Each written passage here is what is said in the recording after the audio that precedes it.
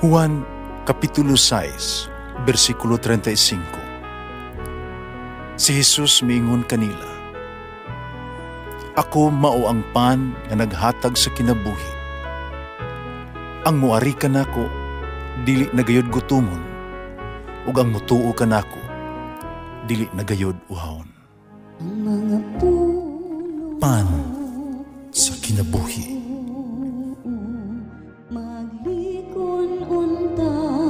Sa mong pagtuo o gagakakabi sa pagtuman sa imong mahal nga kasuguan. Ang ginuman na kaninyo, ang Santos Ebanghelyo sumala ni San Mateo. Si Jesus miingon siya mga tinunan, sa inyong pag-ampo, iudaghan ang inyong mga pulong, ingon mga gibuhat sa mga pagano, nagunahuna, kadunggon sila tungod sa taas nilang pag-ampo. Ayaw pag-ingon kanila, kay ang inyong amahan, nahibalo ng daan sa inyong ikinahanglan, bisan gani sa dili pa kamo, mangayo kaniya. Ina ni ini pag-ampo. Amahan namo nga naa sa langit. Simbahon unta ang ngalan mo. Maghari ka unta kanamo. Ug tumano ng imong pagbuot dinhi sa yuta, imong gituman kini didto sa langit. Ihatag kanamo ang kalanon nga mga kinahanglan karong adlaw. Ug pasayloa kami sa imong mga sala. Ingon gipasaylo namo ang nakasala kanamo. Iyo kami itugyan sa malisod nga pagsulay. Luwa sa hinuon kami sa dautan. Kay imo ang gingharian, ang gahom ug ang himaya hangtod sa kahangturan. Kay kung pasiluon ninyo ang nakasala kaninyo, pasiluon usab kamo sa inyong amahan nga tuwa sa langit. Apan kung dili ninyo sila pasayloon, dili usab kamo pasayloon sa inyong amahan nga tuwa sa langit. Ang Ebanghelyo sa Ginoo. Pasalamati ang Ginoo kay siya maayo, ang iyang gugma mulungtad hangtod sa kahangturan. Pasalamati ang Diyos sa tanang mga Diyos, ang iyang gugma malungtaron. Pasalamati ang Ginoo sa mga Ginoo, ang iyang gugma balungtaron.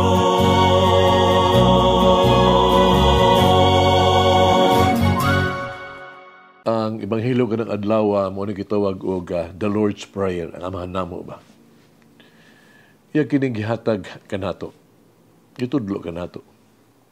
Panlabaw pa nga siya nag-ampo ni ini, uban kanato og alang sad kanato. Kini usa ka tilingbanong pag-ampo. Kini nagpadayag sa ato ang relasyon sa Dios ug sa ato ang isikatawo. Ihatag nato sa Dios ang angay kaniya. Ug dayon mga muyo kita alang sa to ang nag-unang mga panginahanglan nining kinabuhi. Mag-ampo usab kita alang sa usag-usa. Ipakita kini sa plural nga pronoun sa to ang amo ug ato kanato. Gituwag ni Jesus ang Dios nga amahan. Taramayik ang pagtawag sa Aba, amahan. Usa kini pagpahayag, no, sa pagmahal. Usa ka pamilyar kaayo nga sa sampit sa anak ngadto sa iyang amahan with love. Nagpahayag kini og pasalamat sa kinabuhi. Ang Dios nga tuwa sa langit, mao nga atong amahan, nga atong giila nga tinubdan sa atong kinabuhi ug mapuanguron nga tighatag sa tuang gikinahanglan ning kinabuhi. Bisa dili nato siya makita. Kita lig-on nga nagtuo nga siya nag-atiman kanunay umutabang jud kanato. San Pablo siyang sulat ngadto sa taga Roma nag-ingon, kay wala kamo makadawat sa espiritu sa pagkaulipon aron sa magpuyo diha sa kahadlok. Kung dili nakadawat ka mo sa Espiritu pagkasinagup nga pinaagi ni ini kita makatuaw, Aba, Amahan. Ang Espiritu mismo nagbabatuod uban sa atong Espiritu nga kita mga anak sa Dios. Ipatin ni Jesus kanato nga ngalan sa Dios balaan. Ang hukbong sa mga pulong matuman ng imong kabubuton usa ka hangyo alang kanato nga itugyan ang atong kaugalingon sa iyang kabubuton. Kinahanglan mao nga ang ato ang tinguha ug sundon sa atong kinabuhi siya. Dinhi ato ang gisugid ang iyang himaya, padaylo iyang himaya ug giangkon ang iyang kahalangdon. Gusto nato nga iyang himaya ug halangdon mapadayag ug dawaton sa tanan. Ang katapusang bahin sa Lord's Prayer, naghisgot sa tuang panginahanglan usag unsang paagi kita kikinahanglan maging labot sa tuang isikataw.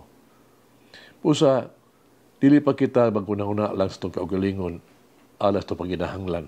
Kinahanglan una ug labaw sa tanan ato sang ihatag ngadto sa Dios ang himaya, dungog ug pagka masunugdanon nga angay kaniya.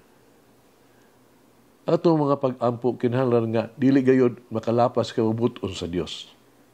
Ato mga pag-ampo kinahanglan mugiya kanato kanunay sa pagtugyan sa tong kaugalingon ngadto sa iyang plano. Ato mga pag-ampo kinahanglan di lamang pagpanahuna tas tong kaugalingon. Sa sakwahe kinahanglan natong tagdon ang mga panginahanglan sa uban, ang ilang kaayuhan ug unsang gikinahanglan natong maayong buhaton alang kanila. Atong mo tan-ong karon atong kaugalingon. Nag-ampo ba kita kanunay o kada adlaw? Unsaon nato pag-ampo? Doon si Gilanon sa kinabuhi ni St. Catherine Labore.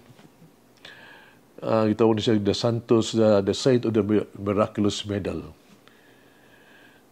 Kini ang iyang paagis pag malandong. Niyano kay simple kaayo, pero makatandog. Sa miingon, nga siya pag-ampo iyang buhaton, iyang ibutang ang iyang agalingon at tubangan sa Dios. No? Diha sa Blessed Sacrament, nag-ingon siya, ani ako, Ginoo, ihatag ka na ako ang imong gusto. Ako nagpasalamat kanimo sa samang paagi. Kaya ako dili takos nga bisan unsa nga butang nga akong mosulti kanimo sa tanan nga mabutang nga santop sa akong hunahuna. Ug ako maminaw. Hagit sa kinabuhi. Paghimo og lista karon ni adtong mga tawo nga kinahanglan nimong iampo. O pag-ampo alang kanila kanunay. Paghimo ko na og lista unsay imong iampo alang kanila o magpadayon sa pag-ampo alang sa mga butang alang kanila. Mag-ampo kita, Ama namo nga naa sa langit. Pagadaygo ng imong ngalan. Obot ka namo ang imong giharian. Patuman ang imong pagbuot nini sa yuta maingon sa langit. Hatagi kami karong adlaw sa mong kalanon sa matag adlaw. Pasiloa kami sa mga utang ingon, nagipasaylo namo, ang nakautang ka namo, ug ayaw kami itugyan sa katapusang pagsulay. Kundi luwasa kami gikan sa dautan. Amen. Mama Mary, help us to persevere in prayer today and every day. Umalangin ang Diyos magagahom sa tanan, Amahan, Anak, Espiritu Santo. Amen. May the Lord of the divine mercy bless us all, heal us from all diseases and suffering. Ayun unta niya kita, tanang mga sakit na sa lawas o sa kalag, body and soul. In the name of the Father, the Son, and of the Holy Spirit. Jesus, I trust in you. Amen. Whoever eats the bread of life will never